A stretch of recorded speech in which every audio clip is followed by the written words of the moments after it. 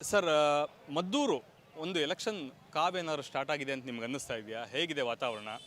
ಹಳೆ M L A ಹೇಗೆ ಕೆಲಸ ಮಾಡಿದ್ದಾರೆ? ಹೊಸ ಎಮ್ ಎಲ್ ಎ ಬೇಕು ಅನ್ನಿಸ್ತಾ ಇದೆಯಾ?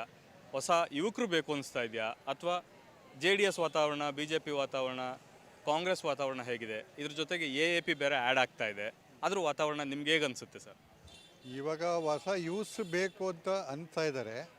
ಬಟ್ ಹಳೆ ಎಮ್ ಎಲ್ ಎ ಚೆನ್ನಾಗಿ ಕೆಲಸ ಮಾಡಿದ್ದಾರೆ, ಇದುವರೆಗೂ ಚೆನ್ನಾಗಿ ಕೆಲಸ ಮಾಡ್ಕೊಂಡ್ಬಂದಿದ್ದಾರೆ. ಅವ್ರಿಗೆ ಏಜ್ ಆಯಿತು, ಹೊಸ ಯೂಸ್ ಯಾರು ಬೇಕು ಅನ್ನೋದು ಭಾವನೆ ಯೂಸಲ್ಲಿದೆ. ಈಗ ಬರ್ತಾ ಇದೆ. ಬೇಕು ಅನ್ನೋದಾದರೆ ಈ ಅಭಿಷೇಕ್ ಅಂಬರೀಷ್ ಅವರ ಹೆಸರು ಕೇಳಿ ಬರ್ತಾ ಇದೆ.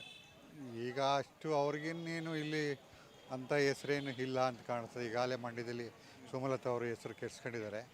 ಅದರಿಂದ ಅವ್ರಿಗಂತ ಏನು ಫ್ಯೂಚರ್ ಇಲ್ಲ ಅಂತ ನಮಗೆ ಭಾವನೆ, ನಮ್ಮ ಭಾವನೆ. ಹೇಗೆ ಕೆಲಸ ಮಾಡಿದ್ದಾರೆ ಸರ್? 2.5 ವರ್ಷ ಆಯ್ತು MP ಆಗಿ ಅವರು. ಹೀಗಾಗಿ ಅವ್ರು ಏನೂ ಮಾಡಿಲ್ಲ.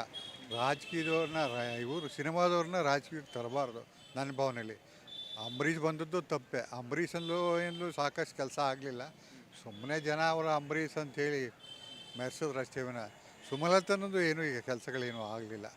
ಅವರಿಂದನೇ ನಾವು ನಿರೀಕ್ಷಿಸಿದಷ್ಟು ಜನ ಕೆಲಸ ಆಗಲಿಲ್ಲ. ಅದರಿಂದ ಯಾವುದೇ ಇವರು ರಮ್ಯನೂ ಅಷ್ಟೇ, ಯಾವುದೇ ಪೊಲಿಟಿಕಲ್ಲೇ ಅವ್ರನ್ನ ರಾಜಕೀಯವಾಗಿ ತರಬಾರ್ದು ಅಂತ ನಮ್ಮ ಭಾವನೆ. ಇಲ್ಲಿ ಸ್ಥಳೀಯವಾಗಿ ನಿಂತು ಹೋರಾಟ ಮಾಡುವಂಥವ್ರನ್ನ ತರಬೇಕು.